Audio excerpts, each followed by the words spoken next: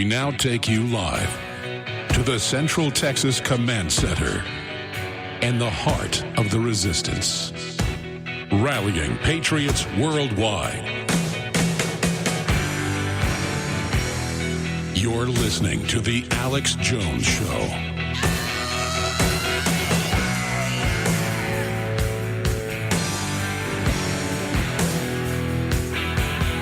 I think Senator Mike Rogers said it best, and the clip's coming up. Vladimir Putin, or Pooty Poot, as George W. Bush used to call him, is playing chess, and the people running the United States are playing marbles. Schoolyard, gangster, Chicago thug types. I'm not romanticizing, as I say, Vladimir Putin. The point is that we've had a lot of guests on who don't think this is a very big crisis in the Ukraine bordering Russia. I do think it's a big crisis, but there's a lot of weird stuff going on in the background. We reported 4 days ago Russian troops were coming into Crimea. People said, oh, that's fear-mongering. It's in Reuters. It's in AP. Russia confirms military action has been authorized. They've marched in the Orthodox priest. They're ready for war. Now, they're just trying to have a buffer zone in case the West takes 95%, basically, of Ukraine. They want that border zone, like in Georgia, like South Ossetia or Abkhazia. That's the interest, and to keep some of those ports that are in that area. And that is 75% Russian in that area. So that's what's going on. But NATO's threatening military action. This is a big, big deal. We're going to be breaking that down coming up, obviously. Here's the headline out of Reuters. So, you know, the fake media out there, like Raw Story and people, you know, don't put out an article saying that we made this up. Ukraine mobilizes after Putin's declaration of war. By the way, I don't attack sites like Raw Story that were much bigger than out of hand. I just saw an article this morning saying internet-only radio host and Tucker Carlson say Democrats connected to Ku Klux Klan. And I mean, it's well known. I'm on over 160 stations in the top 25 Talkers magazine, trade publications, 3 million listeners a day, one of the biggest news sites out there, 500, 600 million views on YouTube. But I am proud, though. I am proud, and that's what the White House Media Matter says, basically, internet only as well, that we did dominate first internet, and then I did come from nowhere on my own druthers with the help of our great listeners and supporters, that we're organic. I mean, I'm more proud. I wasn't installed at Fox News or CNN or MSNBC. I didn't come from the mainstream media into the alternative media to then dominate media. I came from nowhere, Access Television, to dominate media. But who else can you say that about? There's only one name I can think of, just one name, Matt Drudge. Who else is there in news? And that paradigm shifting where the hot movies come from YouTube now, and then people get big, you know, shows on Netflix out of as directors. And now the tables are turned where it really is more of a level playing field to a certain extent. It's still stilted, but more and more level. And then they sit there from their dying dinosaur position and go, internet-only radio host. Oh, my gosh. He's not like Piers Morgan with 380,000 viewers. He has 3 million a day. 3 million listeners. Then there's, I don't know, 600,000 podcasts and millions of YouTube views and all the rest of it. Everything. I don't know how many views. I mean, conservative 3 million. That's in Arbitron stuff that's come out years ago off of, you know, just the stations that buy the ratings. Buy that, you have to subscribe to even be able to have access to them. And you've got to, just off the stations we have that get Arbitron, it was like 400 and something thousand for 15 minutes last time we checked with an ad agency. It's over 3 million over the show. I mean, you know, and you people sit there saying we're not legitimate because we came from nowhere. That makes me more legitimate, dumbass. Let me tell you, if it didn't global freeze my ass off, I don't know what it is. And the answer is pay more taxes to Al Gore. I know. I mean, people don't control reality. Global warming by humans is pure BS. You're BS, and you're in free fall, all of you. And so thank God, thanks for the lie, actually, saying I'm not associated with mainstream media.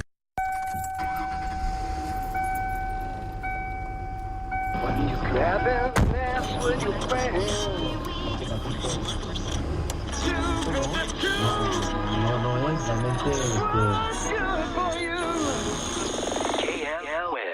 Angeles. Clone Radio.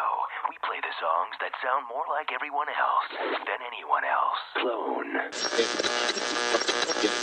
Hitler took the guns. Stalin took the guns. Mao took the guns. Fidel Castro took the guns. Hugo Chavez took the guns. 1776 will commence again if you try to take our firearms. The Republic will rise again when you attempt to take our guns. I have sworn upon the altar of God eternal hostility against every form of tyranny over the mind of man. The answer to 1984 is 1776. You're listening to The Alex Jones Show.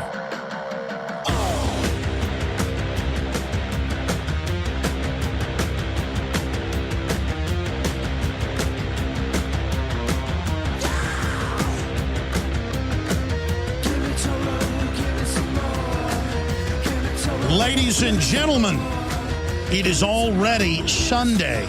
Can you believe it? The second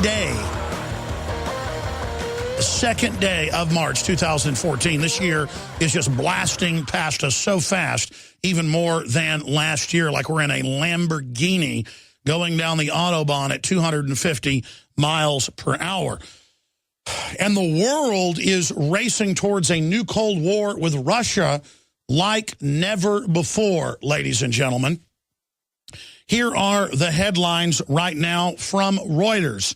Ukraine mobilizes after Putin's declaration of war. That is the quote, and that is what the Ukrainian-installed NATO, Western-backed EU, technocrat, bankster prime minister is saying. The Russians have sent tens of thousands of special forces troops, tanks, helicopters into Crimea.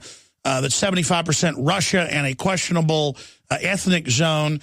It's questionable whether it's really part of Ukraine. That's how World War II started, of course. Hitler going into Danzig and other areas that were questionable, whether they were German or part of neighboring countries. Same thing into Poland.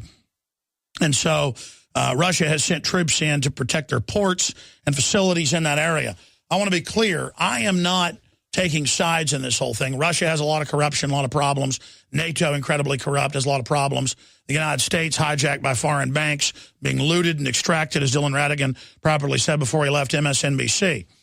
The issue is George Soros, Hillary Clinton, the State Department, John Kerry, all the usual suspects in the last few years have pumped $5 billion. The U.S. ambassador to Ukraine admits this last week. There's video clips.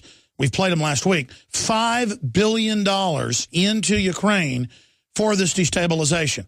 And they're working with leftist groups. They're working with immigrant groups. They're working with white supremacist groups on record that are the main government now to install them in control. And I'm not saying that people didn't have beefs with the Russian-influenced government that was there. I'm not saying they don't have beefs from pre-World War II when Stalin killed close to 10 million Ukrainians, starving them to death. There's a reason the Ukrainians ran into the arms of Hitler thinking he'd be a liberator, and of course wasn't. It's kind of like Hitler's bad, so's Stalin. Well, the West is bad, so's Putin. I mean, this is the way history works. But the West is lighting the fuse in this situation. That is the issue that we're talking about here today. So for TV viewers, we'll have a document cam and go over some of these articles. But for radio listeners, you can just search engine any story I mention, and you can pull it up, or go to Infowars.com, PrisonPlanet.com. Follow us on Twitter at Real Alex Jones, or our Facebooks. We have several Facebooks out there.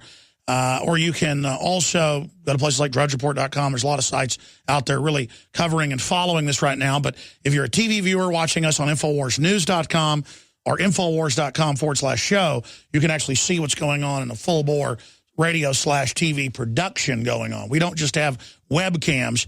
We pioneered what Glenn Beck and Howard Stern and many others have been doing the last 5 years. Or 3 years. We've been doing it for now 11 years, full video feeds from 5 different cameras in a TV studio to add a documentation level to the radio. But at heart, we are a radio transmission, no teleprompters, no talking points, seat of our pants with liberty, justice, truth. Our compass is common sense, God, and history. Now, let's get into the situation on the border of Russia in Central Eastern Europe. Ukraine mobilizes after Putin's declaration of war. Reuters. Ukraine mobilized for war on Sunday, and Washington threatened to isolate Russia economically with sanctions after President Vladimir Putin declared he had the right to invade his neighbor in Moscow's biggest confrontation with the West since the Cold War. This is not a threat. This is actually the declaration of war to my country, said Ukraine's Prime Minister Arseniy Yatsenyuk, if I pronounced that correctly, head of the pro-Western government, also a super right-wing white supremacist, that took power when Russia's ally Viktor Yushchenko fled last week. I'm butchering all these names. Yanukovych said in English, Putin secured permission from the parliament on Saturday to use military force to protect Russian citizens in Ukraine and told U.S. President Barack Obama he had the right to defend Russian interests and nationals, spurring Western pleas not to intervene. Now, what's wrong with this article so far? It says Russia has invaded basically all of Ukraine.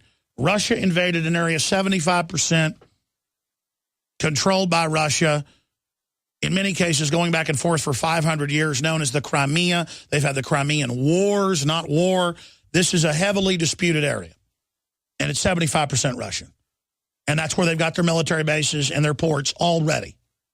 So it's kind of like the U.S. still has Guantanamo Bay in Cuba because they always had it.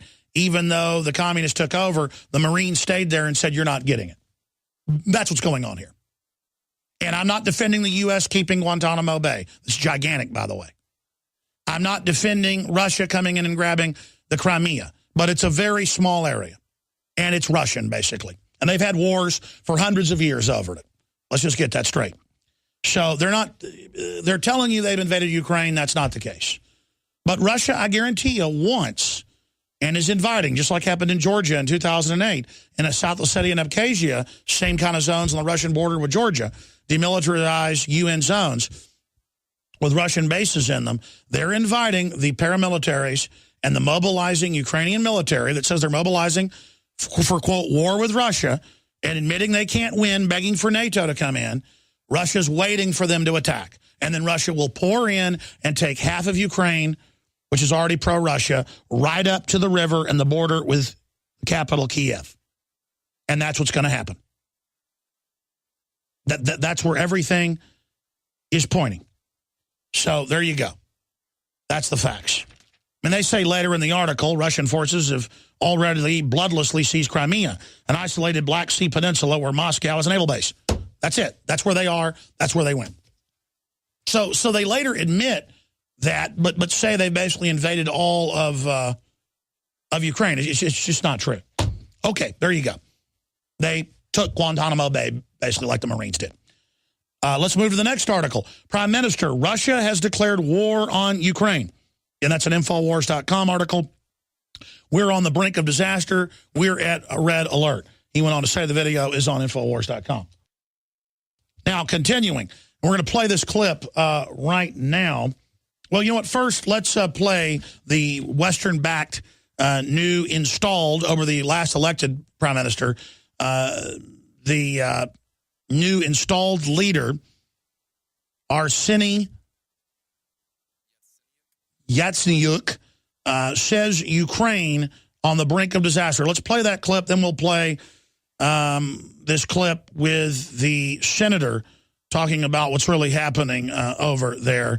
But right now, let's go to that clip of the new Western-backed leader as we go to break. Putin wants to be the president who started the war between two neighboring and friendly countries, between Ukraine and Russia. So he has reached this target with a few inches. We are on the brink of the disaster. I agree with that statement. We'll be right back. We're on the brink of disaster. Stay with us, folks.